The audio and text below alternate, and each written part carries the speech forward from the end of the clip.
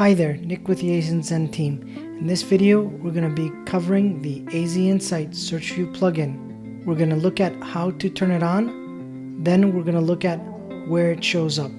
To do this, please head to the AZInsight web portal. Once you come to the AZInsight web portal, please log in with your email address and your password.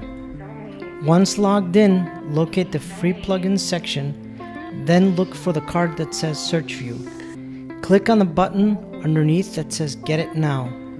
Once you do this, AZInsight will log you out. Simply go back to a product page and log back in. Once you log in, simply use the Amazon search bar to search for a product, and you will see the AZInsight Search View plugin appear underneath each product as shown here. And that about covers it for this video.